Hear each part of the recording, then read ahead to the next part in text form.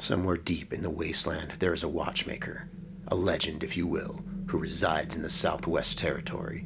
His crafting skills are honed in to the level of mastery, but his reputation halted by greed and power.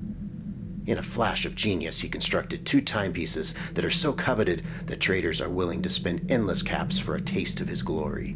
This is his story, and the mystery surrounding it. Only for the one that owns his work owns his true identity and access to every detail of his journey. For everyone else, he's simply known as the creator.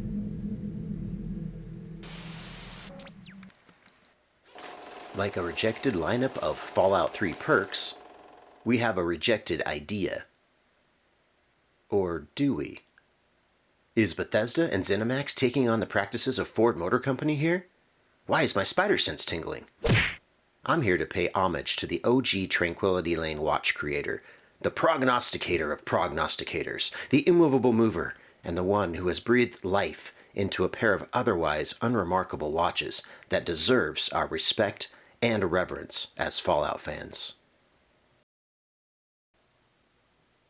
Today we embark upon a story that would make even Nick Valentine proud as we tackle the mystery of these 2 timepieces before us.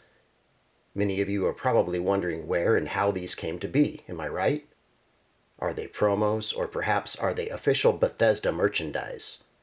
Well, the accepted word on social media says that neither is true, and that would be correct. These are officially fan-made, and I'm going to unravel the entire mystery right now, once and for all.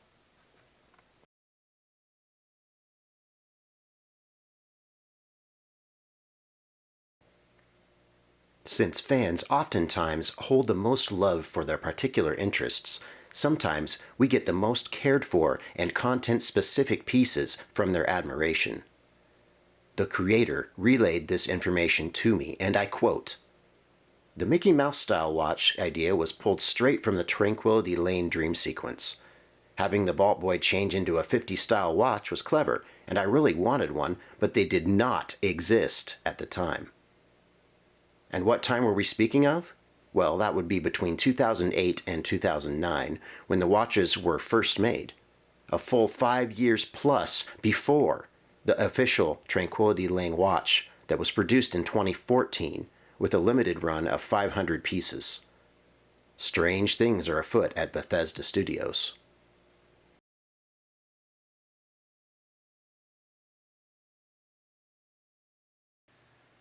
With exclusive information comes exclusive responsibility, so I'm going to share with all of you what may be the most revealing part of this video. The creative process starts with a great idea and then the talent to perfect it. The creator decided to put his desires into action when he went shopping for that perfect watch, or watches in this case, to pay respect to one of the greatest games ever made. As he strolled through the aisles of his local department store of choice, a particular style caught his eye, and eureka! Lo and behold, he had spotted none other than the Coleman Model 40-977. Now, this elapsed time bezel and watch case had the feel he was looking for to capture one's attention and subsequently draw you into what the dial had to offer. And so, the process began. Before we get started on his process, I have some information regarding the peripherals. The outer cases used for these watches were the standard Coleman cases used around 2008 with some slight modifications, giving them that official release vibe. A care sheet was also provided by the creator that outlines the care and handling for your watch. A little extra flair graces the instructions for that authentic promo feel. So I took it upon myself to show all of you beautiful people today a comparison of the original watch used for this clean version. And right away, I love the case size of around 43 millimeters with the crown. It strays from the behemoth sizes that we received from the official Bethesda releases, although some of these watches you see here are actually customs as well. But for the most part, the Bethesda releases were pretty big in diameter when it comes to the size of the dial. But if we peer at both of these watches here, we can see a discrepancy. The date complication on the custom is missing, but don't get scared. It's just underneath that artwork, and the creator confirmed this information with me. For the dial background, he decided screenshots from the game opening would be used, and he preferred numbers on analog watches, so he copied the 12, 3, 6, and 9 from the game for the hours.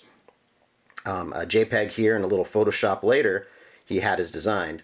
And then he confided also, and I quote, that the hands of the watch are made from brass that he filed to match the shape of the arm decals, and small makeup scissors were then used to cut out the design, and the new brass hands are then glued on top of the original hands.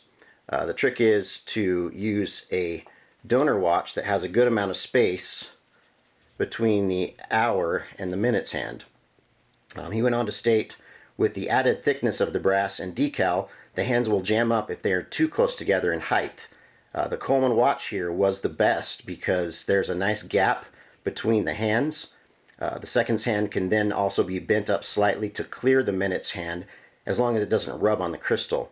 So here's some photos of how the old watch dial was disassembled and stripped, also sanded and then white spray primed for color.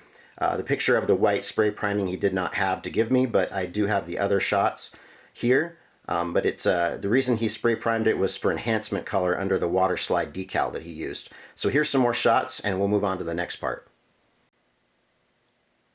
So next I'd like to open this part of my video up to my watchers and my fans to embark on a fox hunt. I've literally spent hours looking for the original model of this Coleman watch that was used for the weathered version. So if anyone would like to take this on and comment for the fans as to which Coleman model we have here, I would not only be impressed, but likely to send a prize to the person that correctly identifies the model of this watch. Not even the creator himself recalls which one was used, so happy hunting.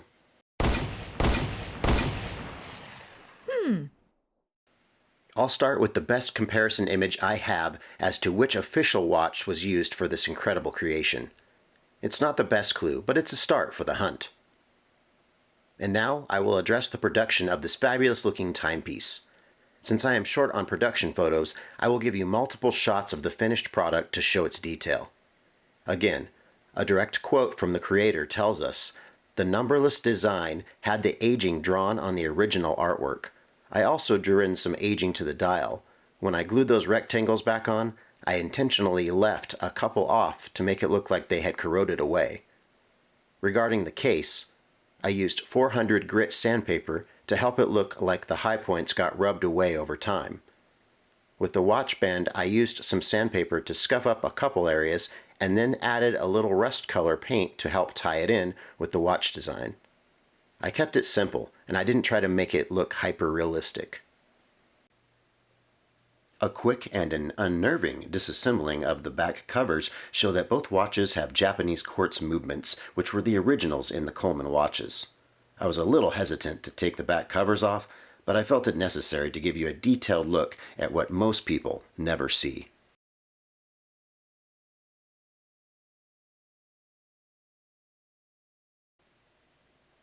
So let's get down to numbers first. There are 5 watches total, a total of 4 clean versions and only 1 weathered version, all made by the creator. Now, I'm not kidding when I say these watches are as rare as tracking down a fire lance in Fallout 3. The first pair of the 2 clean watches was separated at birth. One clean version resides with the creator, and another clean version sold on an eBay auction and was picked up in person by a young man from the creator.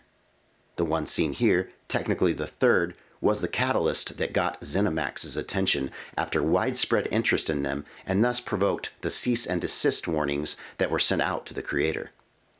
The weathered watch was listed with this third clean watch, and after they were flagged and shut down by eBay, the same high bidder for both watches emailed the creator and purchased the watches off-site.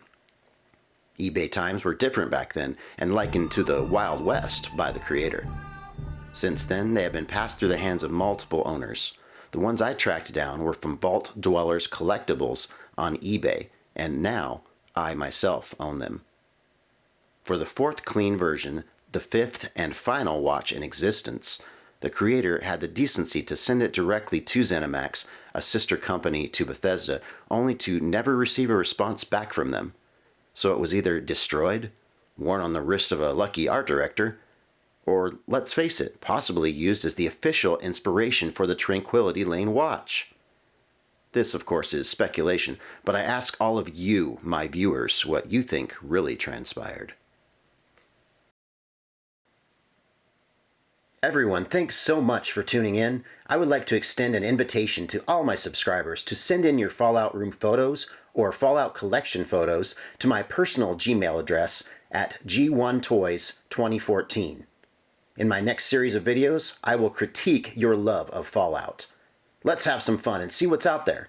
From me to you, I say thank you for your support on your personal trek through the wasteland. This is G1 Toys, signing out.